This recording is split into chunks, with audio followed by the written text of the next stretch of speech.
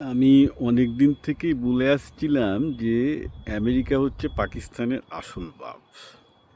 আপনারা জানেন রিসেন্টলি একটা ওয়্যার অর্থাৎ তার বার্তা বিটুইন ডোনাল্ড লু, যে অ্যাকচুয়ালি সাউথ এশিয়ার ডিপার্টমেন্ট অফ স্টেটসের প্রতিনিধি ছিলেন, তার সাথে আইএসআই প্রতিনিধিদের অর্থাৎ পাকিস্তানি গুপ্তচর সংস্থার একটা কেবল বার্তা লিক হয়েছে, এবং তাতে পরিষ্কার বোঝা যাচ্ছে যে ইমরান খানকে পাকিস্তানের মিলিটারি সরিয়েছে টোটাল আমেরিকার নির্দেশে।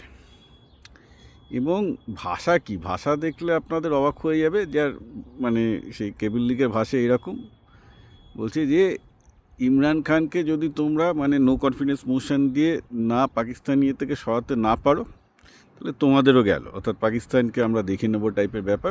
পাকিস্তানে খুব অদ্ভুত ব্যাপার একটা, যে ইমরান খান সেই সময় একটা অ্যান্টি আমেরিকান স্ট্যান্স নিতে চেয়েছিলেন, পুতিনের সাথে দেখা করেছিলেন, বলেছিলেন যে পাকিস্তানকে তালিবান বিরোধী প্যাড হিসাবে, ড্রোন প্যাড হিসাবে ব্যবহার করতে দেবেন না। যেটা আপনারা জানেন যে তিনি চায়না এবং রাশিয়ান অ্যাক্সিসের কাছাকাছি পাকিস্তানকে নিয়ে আসার চেষ্টা করছিলেন, রাইট? দেখা যাচ্ছে একই সময়ে ইমরান খানেরই গুপ্তচর সংস্থা আইএসআই আমেরিকার সাথে সেপারেটলি যোগাযোগ করছে, এবং ইমরান খান সেগুলো জানতেনও না। এবং সেখানে ডোনাল্ডও তো নিজে জানে, সে পরিষ্কার আইএসআইকে বলছে ইমরান খান লোকটাকে সরাও, একে জেলে পোড়ো, এই ল্যাঙ্গুয়েজ ইউজ করছে। বলে যে একে একদম হ্যাপিস করে দাও। খুব ভাগ্য ভালো যে ইমরান খানকে জেলে পুড়েছে। তো ওই ল্যাঙ্গুয়েজ দেখার পর আমি ভাবছিলাম যে আইএসআই হয়তো ইমরান খানকে মেরেই সরিয়ে দিল। ওই অপশান ছিলই যে স্টেজ কু করিয়ে দেখিয়ে দেওয়া যে ইমরান খানকে মেরে ফেলা হয়েছে। তো যাকে ভালো ইমরান খানকে বাঁচিয়ে রেখেছে, প্রাণে মারেনি। ডোনাল্ডুর ওই তার বার্তাটা দেখে তো পুরো আপনাদের অবাক লাগবে। একদম ডিরেক্টলি বলছে যে বেসিক্যালি ইমরান খানকে সরিয়ে না দিলে হবে না। অর্থাৎ দেখা যাচ্ছে পাকিস্তানের গুপ্তচর সংস্থা আইএসআই এবং মিলিটারি কিন্তু পাকিস্তানের প্রধানমন্ত্রীর হাতে নেই, বা থাকেও না কখনো। ওটা একটা ইন্ডিপেন্ডেন্ট গভর্নমেন্ট। অর্থাৎ পাকিস্তান সবসময় দুটো গভর্নমেন্ট চলে, একটা মিলিটারি গভর্নমেন্ট, অন্যান্য সমস্ত গভর্নমেন্টের একটা করে মিলিটারি থাকে, আর পাকিস্তান মিলিটারির একটা গভর্নমেন্ট থাকে। এই হচ্ছে ঘটনা আর কি। তা পরিষ্কার বোঝা যাচ্ছে এখন শাহবাজ বা যারা এসছে তারা পুরোপুরি আমেরিকার মদতেই এসছে, এবং তার জন্য আমেরিকার সাথে পাকিস্তানের সম্পর্ক এত ভালো, because everything has been done according to the plan. And by the way, এটা বাইডেনের সময় হয়েছিল, এই নয় যে এর সাথে ট্রাম্প ছিল। ট্রাম্প এখন জড়িয়ে গেছে, সেটা অন্য ব্যাপার।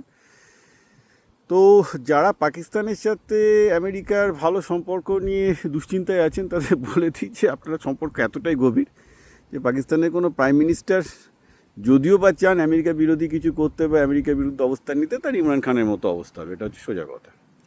এখানে আর একটা ইন্টারেস্টিং জিনিস ঘটছে পাকিস্তানে, আপনাদের বলে রাখি যে লাহোরে আগে শহরটা তো মোটামুটি হিন্দুদের ছিল, 50-50 ছিল একসময়, হিন্দু মুসলমান মিলিয়ে। তো লাহোরে একসময় বোধহয় 70% হিন্দু থাকতো। তো লাহোরে ন্যাচারালি অনেক কিছু হিন্দু নামের সমস্ত শহর ছিল। যেমন এখন ইসলাম চকটার আগে ছিল কৃষ্ণনগর চক, এরকম ছিল। লাহোরে আবার সেই হিন্দু নামগুলো ফিরিয়ে আনা হচ্ছে, মুসলমান নাম বাদ দিয়ে। এইটা কেন হচ্ছে?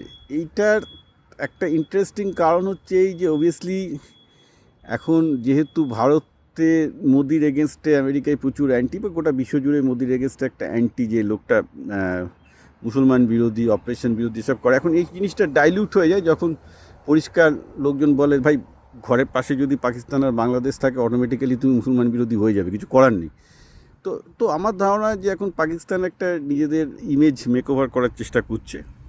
কারণ অবভিয়াসলি ডোনাল্ড ট্রাম্পের এত কাছে যাচ্ছে, এবং ডোনাল্ড ট্রাম্পকে যখন বলা হচ্ছে পাকিস্তান একটা মৌলবাদী একটা দেশ, তুমি এটার সাথে কী করে ব্যবসা করছো, অবভিয়াসলি শুনতে হচ্ছে। তো আমার ধারণা যে ট্রাম্প আসিফ মুনির মোল্লাটাকে বলে দিয়েছে যে বেসিক্যালি শোনো, পাকিস্তানের ভাবমূর্তি উজ্জ্বল করতে হবে। তো এখন আমার ধারণা আপনারা দেখবেন পাকিস্তানে অনেকগুলো প্রো হিন্দু স্ট্যান্ড নেবে, যেমন নামগুলো আবার হিন্দু নামে ফিরিয়ে আনা, অরিজিনাল নাম ফিরিয়ে আনা, ইত্যাদি ইত্যাদি। আর অনেক কিছু পাকিস্তানে আপনারা ভালো স্ট্যান্ড দেখতে পাবেন, যেটা হয়তো পাকিস্তানি হিন্দুদের জন্য ভালোই হবে। বিকজ ওদের এখন প্রুভ করতে হবে যে পাকিস্তান কোনো মৌলবাদী নয়। পাকিস্তান জিন্না যেমন চেয়েছিলেন একটা সেকুলার রাষ্ট্র, বাইরে জিন্না কখনোই চাননি যে পাকিস্তান একটা মৌলবাদী রাষ্ট্র, তিনি চেয়েছিলেন একটা সেকুলার রাষ্ট্র। বলবে যে কী আছে, আমরা জিন্নার আদর্শে, জাতির পিতার আদর্শে একটা সেকুলার রাষ্ট্র তৈরি করছি।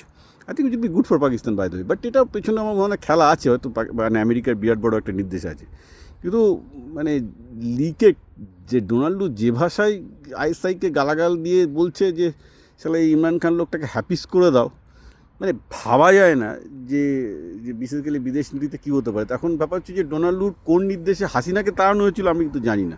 আমার ধারণা হাসিনাকে তাড়ানোর জন্য হয়তো এরকম একটা তার গেছিলো যে ভাই হাসিনাকে ব্যাট করে ভারতে পাঠিয়ে দাও বা কোথাও একটা পাঠিয়ে দাও, হতেই পারে। কারণ এখন তো মানে বাংলাদেশ এবং আমেরিকা আমরা জানছি যে এখন একটা সামরিক চুক্তি সাইন করতে চলেছে, which is going to very dangerous for India.